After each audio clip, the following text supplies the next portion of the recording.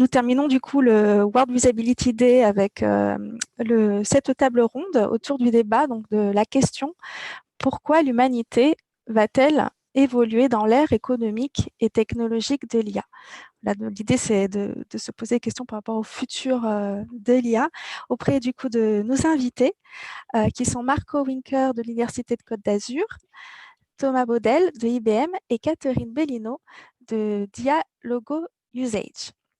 Je vous remercie vraiment pour, pour votre présence en tant qu'intervenant pour cette table ronde. Suivant, voilà. Donc, pour démarrer, voilà, nous aurons 30 minutes, donc c'est court, mais assez pour discuter autour de ce sujet. Voilà, je vous propose de démarrer en vous présentant en 2 mots et aussi donner votre définition de l'IA et votre approche par rapport à l'IA. Je propose peut-être par exemple de commencer par Monsieur Baudel. Oui, bonjour. Alors, je suis directeur de recherche au France Lab d'IBM. J'ai un pied depuis 30 ans, un pied dans la recherche universitaire et un pied dans le développement de produits innovants. Dans la 3D, j'ai touché à beaucoup de domaines. J'ai touché la 3D, l'informatique musicale, la visualisation d'informations, l'informatique de la ville. Donc, je passe d'un domaine à l'autre. Je ne peux pas dire que je revendique de faire de l'IA, bien que j'ai toujours utilisé des technologies d'IA. Moi, j'ai repris mon vieux bouquin de 1987, Exercice programmé d'intelligence artificielle. Et dessus, ce que je vois dedans, il y a écrit système expert, preuve de théorème, algorithme à l'étoile. Ça n'a rien à voir avec ce qu'on appelle l'IA aujourd'hui. Alors, je vais vous proposer une définition un petit peu plus, qui part d'un autre biais, un petit peu dual. Si vous voulez avancer juste d'un cran. Alors, ce que je voudrais constater, je pense, c'est qu'il y a 2 mondes, enfin même 3 mondes. Depuis quelques millions d'années, on vit dans un monde qui est fait d'atomes, la nature qu'on explore. Et puis, depuis quelques milliers d'années, il y a un nouveau monde qui est apparu, c'est celui le monde des idées, qui est fait de concepts, selon Platon. Et depuis quelques décennies, il y a un autre monde que Floridi, qui est un éthiciste de l'informatique, appelle l'infosphère, et il est fait de bits.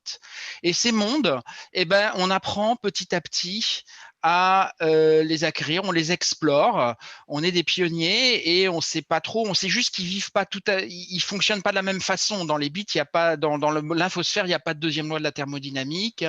Il y a la copie parfaite est possible. Et si vous voulez avancer d'un cran, pour explorer ce monde, c'est compliqué. On a un peu des théories à la Turing, mais elles vont pas très très loin.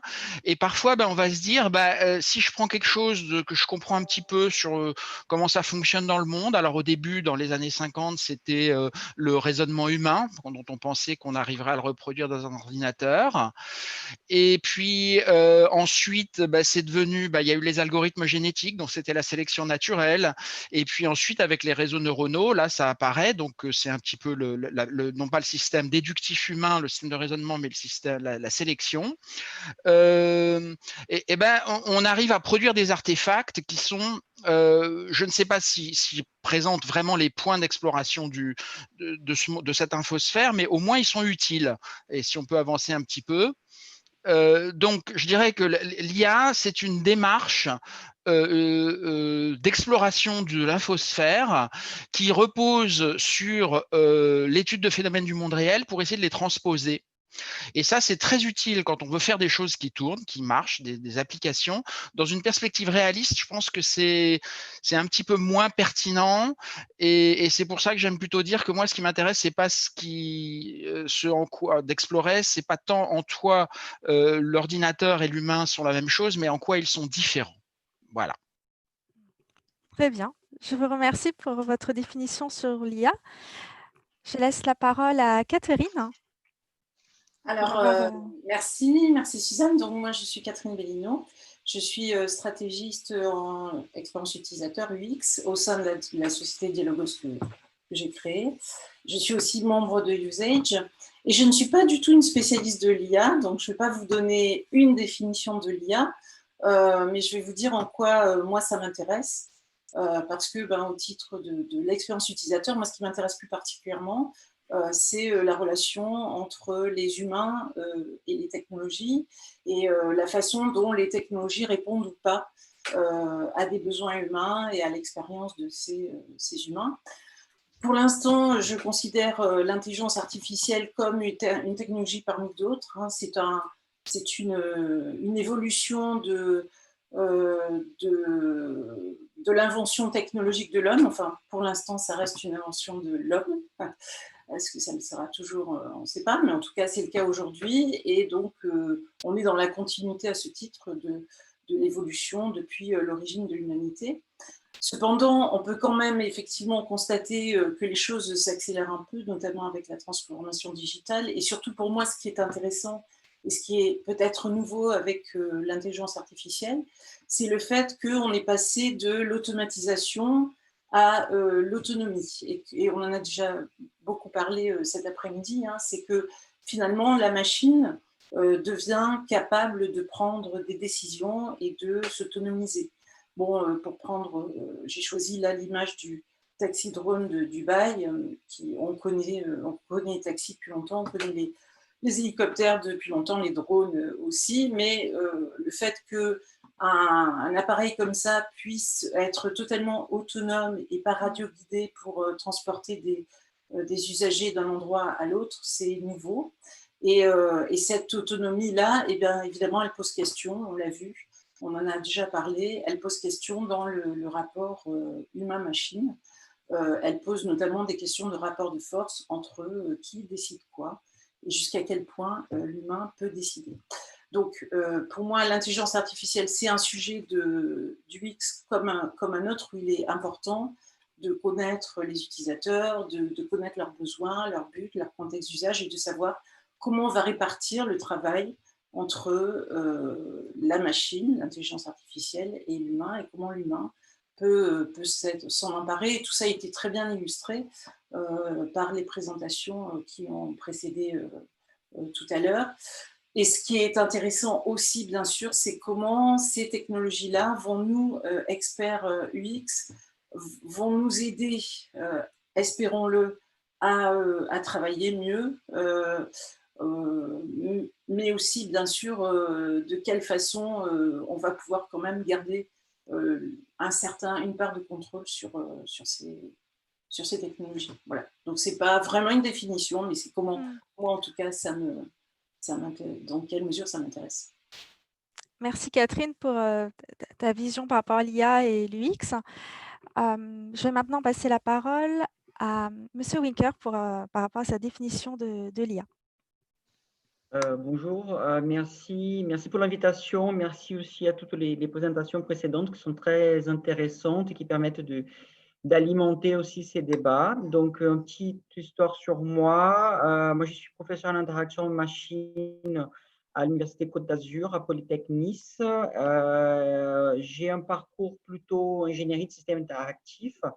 Donc, c'est une spécialité dans l'IHM dans laquelle on est intéressé à des méthodes pour construire le logiciel et à intégrer dans cette construction du point de vue des utilisateurs. Ça relie des aspects techniques de conception logicielle, mais aussi des aspects plutôt compréhension de l'humain. Donc, ça, c'est quelque chose qui est très important. Je suis dans cette université depuis 3 ans. Donc, avant, j'étais à Toulouse. Et depuis mon arrivée à l'Université de Côte d'Azur, j'ai commencé à côtoyer beaucoup de collègues qui font de l'intelligence artificielle. Ce n'est pas du tout mon domaine de recherche.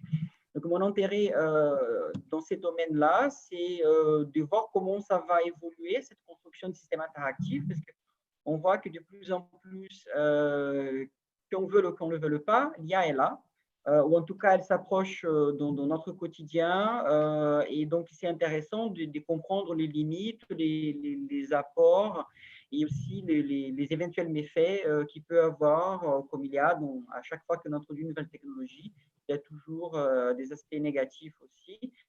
Donc, il faut trouver un certain équilibre. Par rapport à la définition d'intelligence artificielle, ce qui m'interpelle au premier lieu, c'est la question intelligence. En fait, moi, je vois plutôt l'IA comme étant un outil qui permet de mimer ou d'essayer de reproduire autant bien que possible certains processus humains ou des processus biologiques en tout cas. Et là, je me pose beaucoup sur la question de quel type de reproduction des systèmes cognitifs sont en jeu là-dessus. Et la notion d'intelligence, elle est très importante. Donc aujourd'hui, on commence à admettre qu'il n'y a pas qu'une seule intelligence. Je pense qu'il y a quelques décennies, on parlait plutôt du QI et ça s'arrêtait là. Aujourd'hui, il y a ce concept d'intelligence multiple et voilà, Teresa Colombi a très très bien expliqué ça en début d'après-midi. Et je pense que c'est très important aussi de qualifier ces intelligences-là. Je trouve que c'était une approche très intéressante d'IA, d'essayer de mieux classer qu'est-ce que l'on entend derrière ces processus. Très bien. Bien, merci pour partage de ce qui vous interpelle autour de l'IA. Voilà par rapport à la définition. Attendez, je vais essayer. Maintenant, on va rentrer un peu plus dans le cœur du sujet. Donc déjà, par rapport à la question posée, donc pourquoi l'humanité va-t-elle évoluer dans l'ère économique et technologique de l'IA? D'après vous, la question posée pour cette table ronde est-elle, selon vous, pertinente, provocatrice et ou réaliste?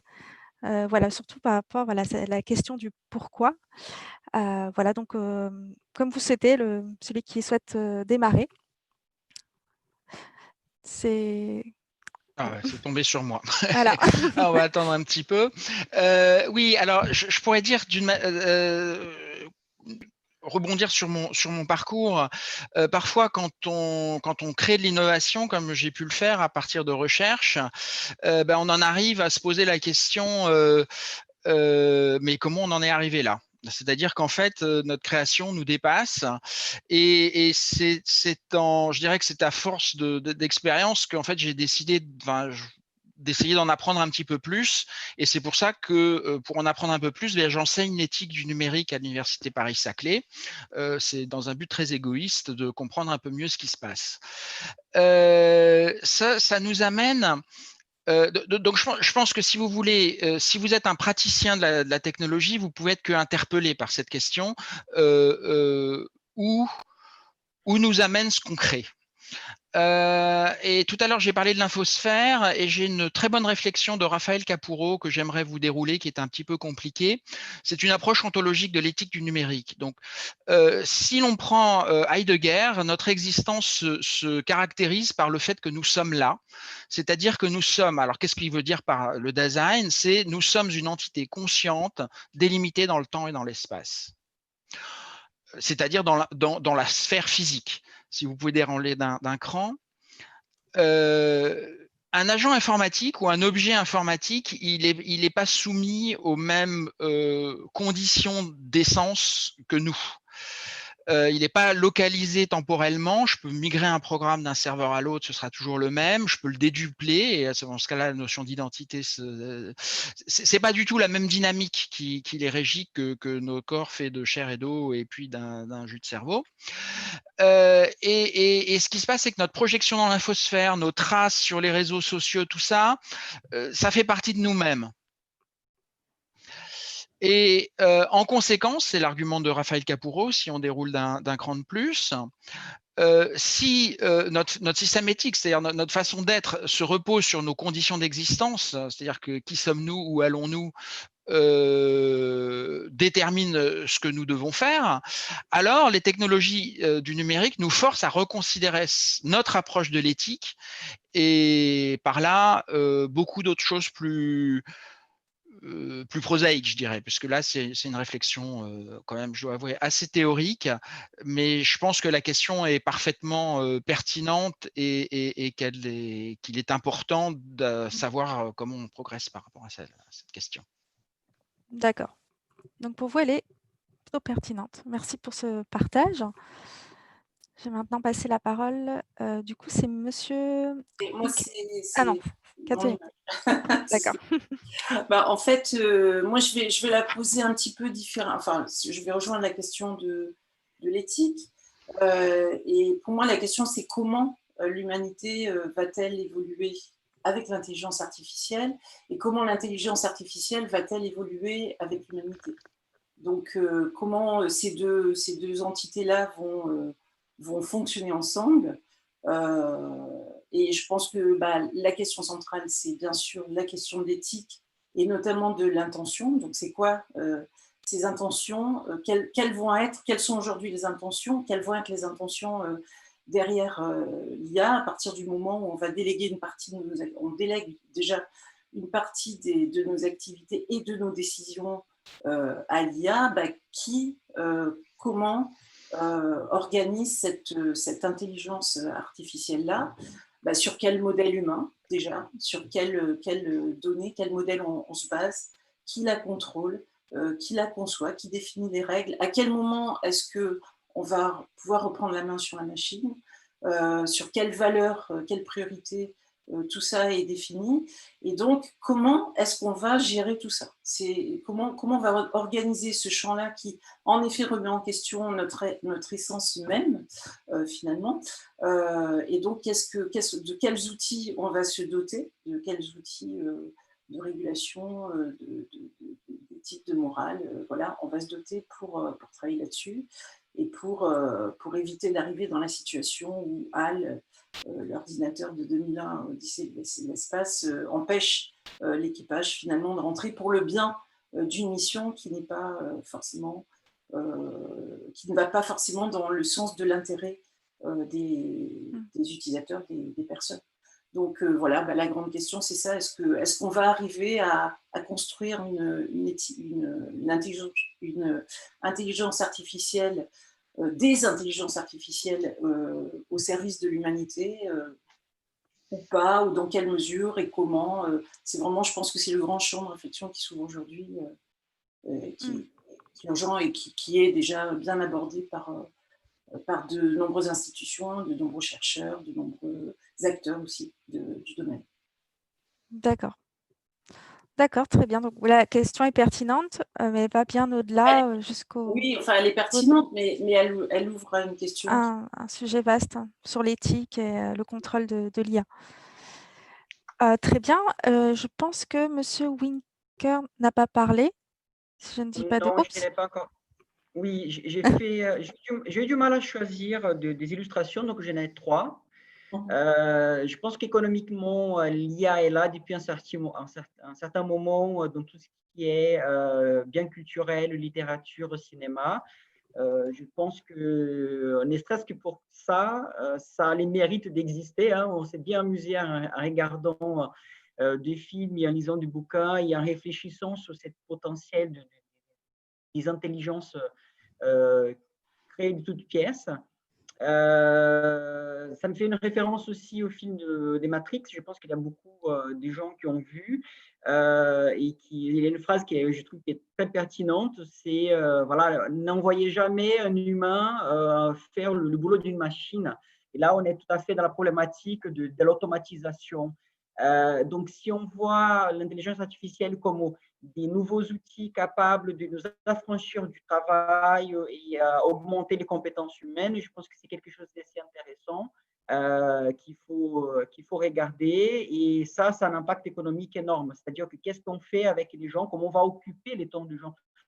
Il faut penser aussi qu'une des questions philosophiques essentielles de l'humanité, c'est comment on occupe notre temps sur Terre pendant qu'on vit, qu'on est là. Donc, si on automatise les choses, mais qu'est-ce qu'on fait? La période après la période médiévale, après la Renaissance et l'illuminisme surtout, on a conscience qu'en fait, les temps libres, quand on s'affranchit du travail, ça nous a permis d'y penser davantage et créer la science moderne aussi. Donc, avoir beaucoup plus de temps libre pour réfléchir, c'est peut-être une bonne chose. Et vu de ces points de vue-là, je pense que c'est très intéressant.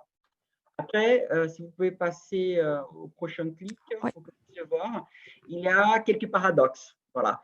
Il y a des choses qui sont très paradoxales à l'heure actuelle. C'est quand on n'arrive pas à avoir une division très nette, une coupure très nette entre où est-ce qu'est l'humain et où est-ce qu'est la machine, où est-ce qu'ils sont les robots, les bots et tous les logiciels. Et ça, c'est un peu gênant. Donc, à l'heure actuelle, de toute évidence, on a cette problématique et on ne sait pas très bien s'y positionner. C'est peut-être ça qui fait ces malaises, qui crée ces malaises dans la société parce qu'on ne connaît pas très bien les limites. Les suivants, s'il vous plaît. Attendez, c'est bon. Et voilà. Et là, je voudrais. Alors, j'ai copié de ces compétences-là. Donc, c'est un article qui m'a été envoyé par un cher collègue qui s'appelle Alain Gibois, peut-être connu parmi vous.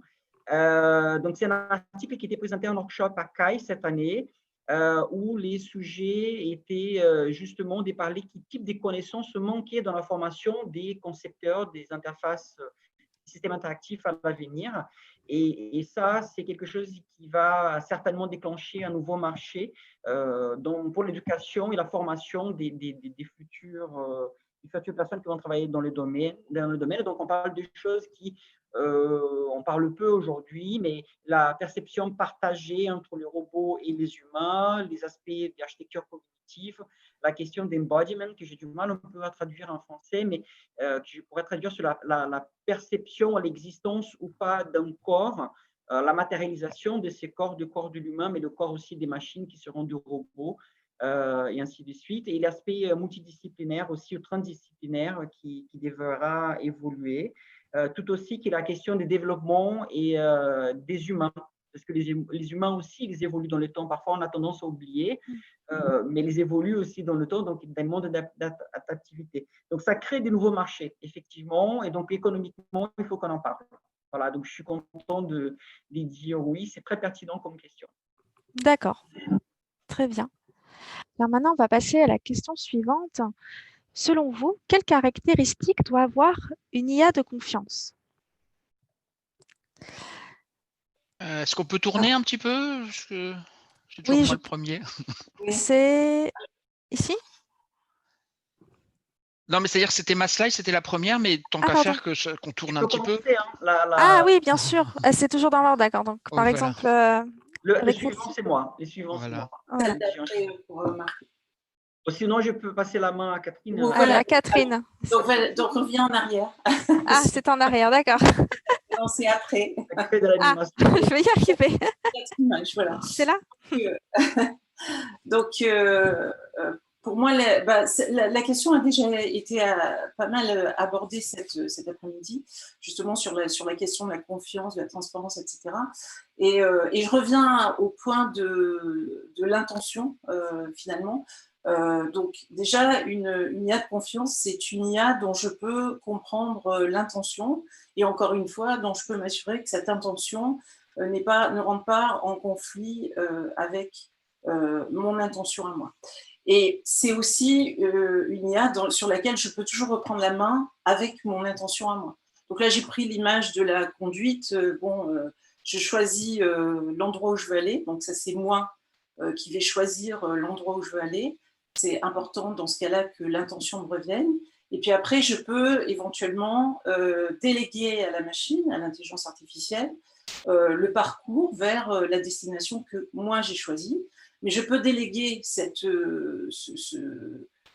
parcours, l'exécution de ce parcours, évidemment sous réserve de pouvoir l'interrompre à tout moment ou bien de pouvoir comprendre, et on l'a vu dans les retours d'expérience de tout à l'heure, de pouvoir comprendre pourquoi à un moment elle change de route, pourquoi à un moment elle s'arrête, etc. Marina parlait de l'exemple de cette personne qui était surprise qu'un taxi lui soit réservé, par exemple. Voilà pourquoi à un moment la machine prend certaines décisions.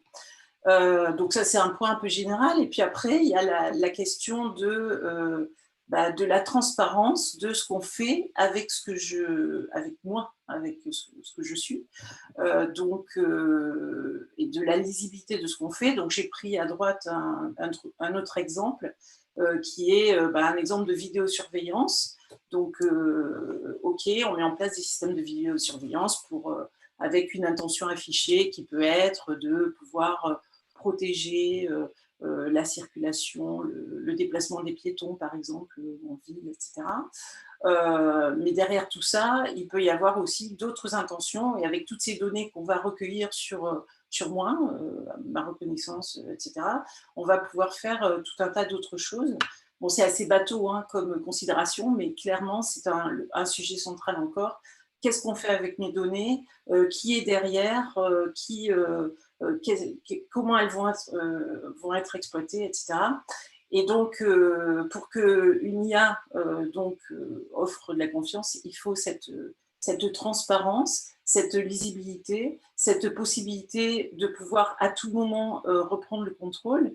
Et à ce titre, nous, des designers, notre travail n'est pas neutre. On doit vraiment maîtriser totalement les conséquences de chacun des actes de design qu'on propose et des outils qu'on va proposer.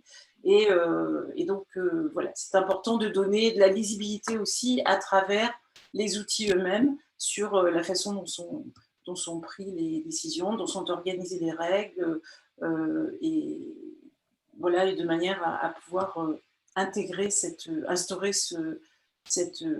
confiance. Très bien, merci pour la réponse.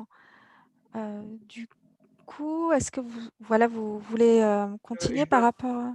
Je peux enchaîner. Je peux laisser les mots de la fin à Thomas. Si... Donc, c'est la bonne slide? Oui, c'est la bonne slide. Ça, tout va bien. Alors, moi, je n'oserais pas donner des critères d'acceptabilité pour l'IA. Mais je suis très attentif à ce qui s'est fait au niveau de la standardisation. Donc, je souligne ici le comité qui a été récemment créé autour de l'intelligence artificielle et qui discute sur les aspects de la confiance dans l'IA. Donc, pour l'instant, je n'ai pas vu des définitions vraiment conclusives issues de ces comités. Il y a beaucoup de discussions qui sont intéressantes. Et qui, je pense, qui c'est important. Sachant que cette référence pour la norme ISO, elle est assez importante à double titre. D'abord, à une certaine tendance à gérer les questions de confiance dans le cadre des normes ISO autour de risques. Donc, à partir d'une analyse de risque, la confiance, elle est toujours associée à la probabilité qu'une erreur se produise ou qu'il y ait un danger qui puisse arriver suite à un événement inattendu. Donc, cette notion de risque, je pense qu'elle est très importante pour l'acceptabilité de ces systèmes et je pense que c'est quelque chose d'assez important. Les aspects standardisation m'intéressent aussi parce que je pense qu'une chose qui fait beaucoup peur parmi les personnes qui discutent de la question, c'est la notion des contrôles. C'est jusqu'où on a les contrôles sur les logiciels ou cette IA. Donc, cette notion des maîtrises qui est assez englobante. Donc, à partir du moment où on a des moyens, des contrôles, des régulations, ça rend les choses beaucoup plus acceptables. Là, on a des expériences assez intéressantes autour du nucléaire, par exemple, ce qui rend le nucléaire acceptable aujourd'hui, à tout niveau, que ce soit en médecine, à production électrique, mais aussi comme une arme de guerre, c'est qu'on a mis des boucles de protection autour de ces dispositifs-là pour le rendre acceptable. Et par le biais des standardisations, bien évidemment. Et donc, c'est ces mécanismes-là, je pense qu'il faut qu'on travaille, qu'on développe justement pour rendre tout ce qui est innovation autour de l'IA aussi acceptable. C'est un très beau parallèle avec le nucléaire, en effet, le contrôle contrôlé, maîtrisé. Très bien. Si c'est bon pour vous, du coup, je vais passer la parole. Ah, donc là, c'était, je suis perdue, Voilà, c'était c'est celle-là. ça. D'accord. Donc, en fait, je partage parfaitement l'avis de Marco et de Catherine et aussi du groupe d'experts IA, c'est-à-dire il y a un certain nombre de propriétés qu'il faut que les IA respectent. Mais pour moi, l'effort principal, tout simplement parce qu'on ne peut pas faire confiance à quelque chose qu'on ne comprend pas. L'effort principal, c'est une éducation en général de la population. C'est-à-dire qu'il faut que ce soit pas seulement des pionniers qui rentrent dans le jeu et puis qui nous dessinent, qui nous tracent une trajectoire, mais c'est l'humanité entière qui doit apprendre à explorer ce monde de l'infosphère pour le maîtriser justement.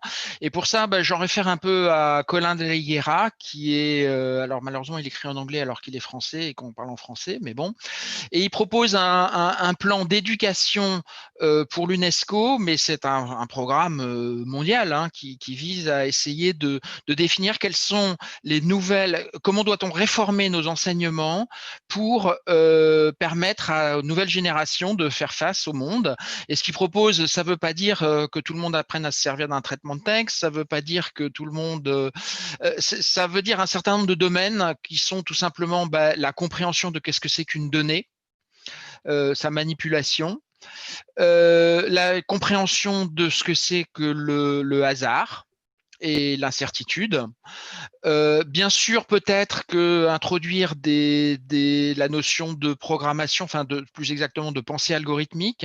Alors je parlais avec une pédagogue hier qui me disait bah oui, mais ça fait très longtemps qu'on a envie d'introduire l'informatique en complément des programmes de technologie de maths. Le problème, c'est qu'on n'a pas les corpus enseignants formés. On n'a pas assez de profs pour pouvoir rentrer vraiment dans le sujet. Donc j'espère qu'on trouvera des solutions. Bien sûr, la pensée critique, là, je crois que de toute façon, tout éducateur qui existe dit oui, mon but, c'est d'apprendre la pensée critique à mes élèves, ça c'est évident, mais c'est un peu adapté au contexte. Et enfin, c'est la question qui a animé ce panel, c'est tout simplement une série de questions sur en quoi notre humanité est transformée par les technologies qui nous arrivent. Et là, je ne parle pas d'IA spécialement, je parle de technologie du numérique en général. Voilà. D'accord, très bien. Là, donc ça fait à peu près 2 minutes. Je ne sais pas si Catherine, Monsieur Winka voulait rebondir ou si on passe à la suite. Enfin, non, je suis tout à fait d'accord avec cette question de l'éducation et sur l'importance d'une pensée critique qui passe par l'éducation, bien sûr, de tous, depuis le plus jeune âge, et qui est le nerf de la guerre aujourd'hui. Et on n'y est pas encore. Comme tu le disais, il y a des freins importants en termes de ressources, en termes de culture aussi, et de prise de conscience peut-être. Donc c'est sans doute le point clé en effet. Ouais, je ne peux que co-signer les propos de Thomas. De Colin. Oui, aussi. Très bien. Et bien, écoutez, je vais passer. Donc, voilà, il est 18h, hein, donc 18h08. Voilà, donner un peu de temps voilà, pour le public, hein, si vous avez des questions. Donc, voilà, y répondre. Donc, après, voilà, c'est soit les poser sur le questions et réponses, hein, c'est ça, ou alors donner la parole. À moins que ce ne soit pas possible de donner la parole, je ne sais pas. Si c'est Oui. possible, il suffit juste que les participants lèvent la main.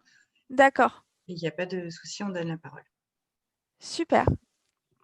Alors, est-ce qu'il y a des questions? Moi,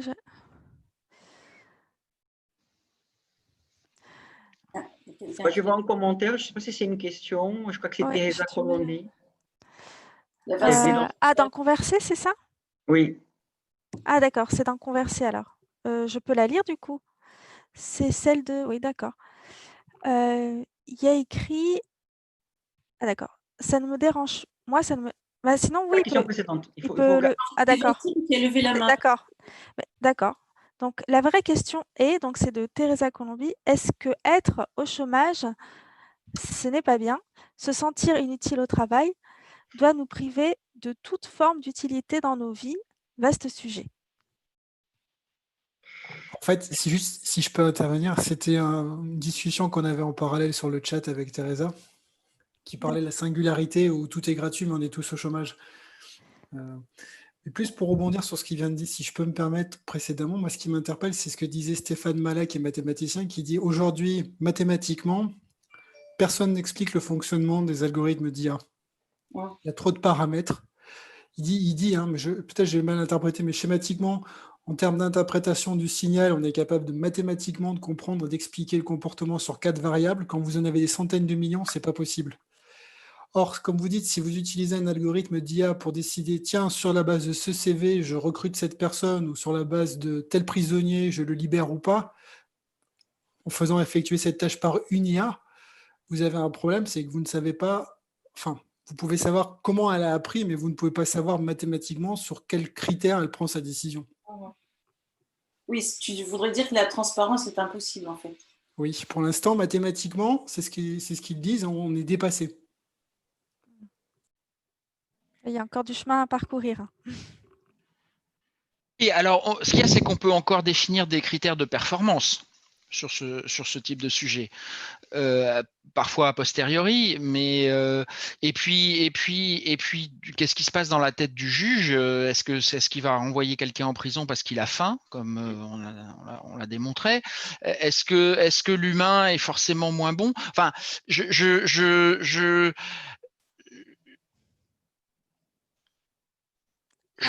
doute pas qu'il y ait des difficultés à appréhender des transformations qui sont tout d'un coup, voilà, c'est des algorithmes qui décident pour nous, mais je suis pas profondément pessimiste à condition qu'on apprenne à les apprivoiser, quoi, c'est tout. Et y compris, je veux dire, on vit dans un monde d'incertitude. Hein, là, l'incertitude vient des algorithmes autant qu'elle vient de la météo ou d'une épidémie qui nous frappe tous. Et des autres humains aussi. Oui, exactement.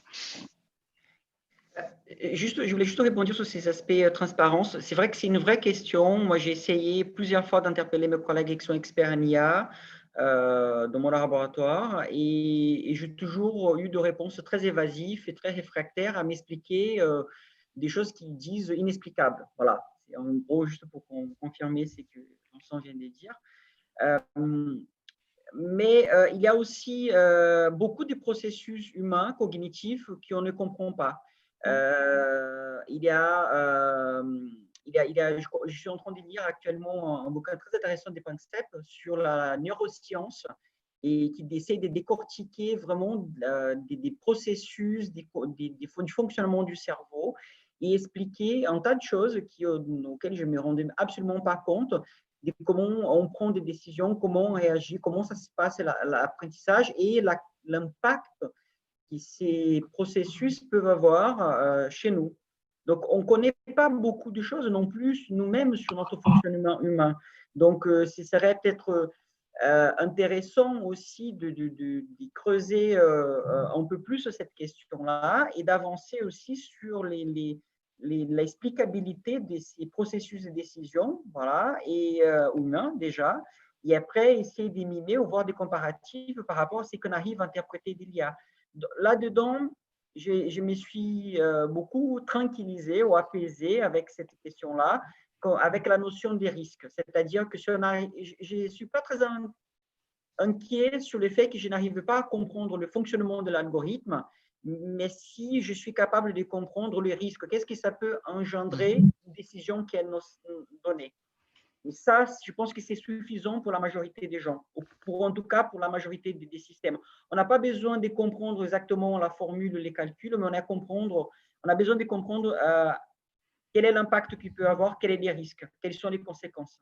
Voilà. Et avoir le choix, surtout ça. Je pense qu'il y a aussi cet aspect qui est très important, ça a été soulevé dans plusieurs présentations aujourd'hui, c'est laisser l'utilisateur les choix de prendre la décision parce que ça concerne sa vie personnelle, la vie des individus. Je pense que cette notion des choix, ça remet au contrôle, à la notion de contrôle aussi, et qui est importante dans la construction des systèmes interactifs.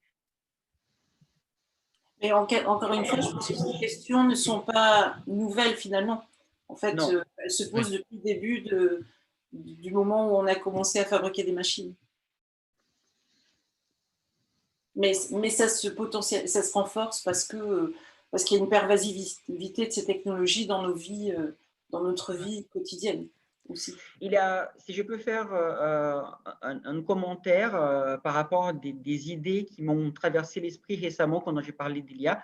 Je travaille sur la visualisation d'informations aussi dans mes projets ici à Polytech. Et en fait, une des questions qui m'interpelle, c'est la quantité des calculs qui est nécessaire, la quantité des données calculées, des chiffres qui sont utilisés pour alimenter ces algorithmes. Et du coup, c'est un peu frappant de voir qu'il y a un ensemble de données qu'on peut obtenir du monde, j'appelle le monde réel, qu'on peut mesurer et observer directement, d'accord, qui sont intéressants à visualiser. Donc, c'est la visualisation d'informations assez plutôt classique et que j'aimerais bien pouvoir comparer avec des résultats calculés, ceux qui ont été estimés. Et déjà accepter que cette réalité entre données brutes au réel calculées que je peux analyser avec des techniques standards et que je peux comparer ces résultats avec des données qui sont calculées par un algorithme d'IA, déjà, ce serait une première approche pour amener un peu plus de confiance et de transparence dans les process. Parce qu'on peut comparer les deux et on peut se faire sa propre idée. Est-ce que le jugement qui est donné par cet algorithme d'IA est le même que j'aurais donné sur les données si j'avais accès aux données brutes ou les… Voilà. Donc, je pense que ce sont les questions, des pistes intéressantes pour travailler sur la transparence. Une sorte d'apprentissage de leur relation avec la machine, quelque part. Exactement. Exactement. Est-ce qu'il y a d'autres questions? J'ai l'impression, j'en vois une de l'Alouette. Du coup, ne doit-on pas utiliser l'IA pour proposer des solutions et non pour décider? La part humaine reste maître de la décision avec toute sa subjectivité? Si je peux me permettre, je pense que la question, elle est à double tranchant. Une chose qui effraie énormément les gens et effrayait les gens quand les ordinateurs commençaient à s'y populariser, c'est que les ordinateurs, n'en parlons même pas d'IA, ils ont une puissance que l'humain n'aura jamais. Ils ont la capacité de stockage et d'accès à l'information. Si on relie tous les ordinateurs de la planète, ça c'est possible. Ça a une quantité d'informations qu'on n'arrivera pas à stocker nous-mêmes dans notre cerveau. J'ai dit ça, j'en sais rien, mais je parierais quelques sous là-dessus. Donc, la capacité à calculer rapidement, trouver des réponses rapides à certains types de problèmes, on a été déjà dépassé. L'humain a été déjà dépassé par la machine. Ça fait peur. Ça fait beaucoup peur. Et ça touche aussi les aspects solutions et les aspects décision. Je pense que la question, elle n'est pas tout à fait vraie. Si je laisse une machine d'intelligence artificielle me trouver des solutions, ça va sans doute réduire peut-être la créativité. Il y avait un exemple tout à l'heure qui était très intéressant par rapport à une machine IA qui proposait des tableaux à partir d'une image. On donne une image et on demande de faire une peinture, un style de peinture. Elle me propose un style, mais est-ce que ça peut couvrir la quantité de styles, les aspects créatifs qu'un humain pourrait avoir autour de ça? Donc, en fait, les propositions d'IA, elle a aussi ses limites là-dessus. Et même au niveau de la décision, il y a aussi certaines limites. Il y a certains diagnostics qui peuvent être plus précis si on utilise une machine que si on les fait par simple observation. Donc, je pense que la question des propositions, la machine doit faire ça ou ça, elle n'est pas aussi simple de répondre. Je pense que c'est beaucoup plus subtil que ça. Mais en tout cas, je suis d'accord sur la notion que à la fin, s'il y a une décision finale à porter qui implique la vie de l'humain, surtout, ou des décisions importantes pour sa vie, il faudrait qu'il puisse y dire quelque chose, qu'il puisse… Si je peux apporter un exemple, parce que finalement, moi je dis les IA c'est beaucoup mieux que les humains pour décider, et je vais vous donner un exemple. Alors évidemment qu'il faudra un peu modérer.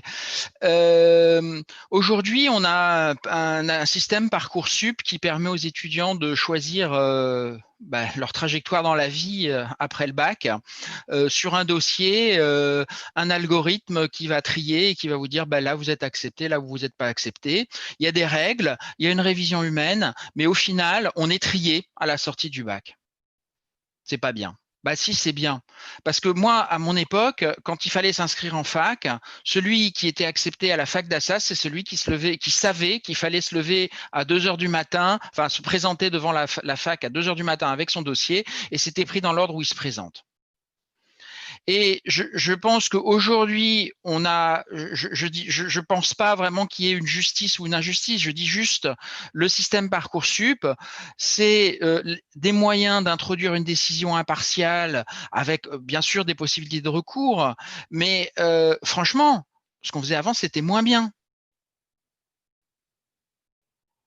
Donc voilà, c'est. Après, on peut être polémique, si je peux faire l'avocat du diable, là, mettre ma toge des juges. Je peux avoir un regard très critique et dire que est-ce que les décisions que certains juges américains ont portées sur des communautés minoritaires dans la population, qui ont fait scandale et des gens qui sont partis en prison à vie ou ont même tué, est-ce que ces humains-là, ils ont été justes finalement? Est-ce qu'ils ont pris les bonnes décisions? Oui. Donc, et ça pose la question, l'humain, voilà. Et je pense que c'est très compliqué de trancher et d'avoir un avis très concret sur ça. Et dire, voilà, qui fait quoi en fait. Voilà. Je pense que la question n'est pas qui fait quoi. Je pense qu'il faut avancer dans la discussion au-delà de cette notion. Mais surtout, qui fait quoi, et qui est responsable de quoi? Ah, ça, par contre, ça, c'est un énorme sujet parce que là, on peut commencer à comptabiliser les prix d'une vie humaine. Quand on se rappelle des accidents avec les premières voitures autonomes, avec des procès qui ont été négociés, parce que ça, c'est possible de faire aux États-Unis. On passe un accord et du coup, ça part pas un jugement. Voilà. Effectivement, qui est responsable? La question. Très bien, là il est 18h22. Est-ce qu'il y a une dernière question? Voilà, parce qu'on a dépassé un petit peu. Parce que moi, je vois uniquement les conversations, donc je ne sais pas. Dans les questions-réponses, il y a rien. Et au niveau des spectateurs, il n'y a pas de main levée. D'accord, très bien. Et bien voilà, donc je ne sais pas si vous voulez ajouter quelque chose pour clôturer, mais voilà, s'il n'y a pas d'autres questions, c'est bon, c'est terminé. Par rapport au débat, je vous remercie pour votre avis et par rapport à l'IA et l'humain. Merci beaucoup. Merci beaucoup pour cette Et invitation. merci à tous les participants de la journée de l'après-midi. Oui, c'était très, très intéressant. Bravo pour ce beau World Usability Day. Et je tiens quand même à vous dire qu'entre YouTube et les présents webinaires, on a été plus de 170. C'est juste énorme. Vraiment, bravo. Bravo, c'était un super programme, des intervenants de qualité. Rien à dire. C'était très, très chouette de voir ça. Même si on a perdu un peu le côté convivial du présentiel, on ne perd pas de la qualité de l'événement. Donc, c'est super. Et ce sera un buffet individuel, chacun chez soi. C'est ça, c'est exactement ça. C'est ça. Super. Merci beaucoup. Encore pour Merci à tous. Oui, merci à vous. Merci. Super.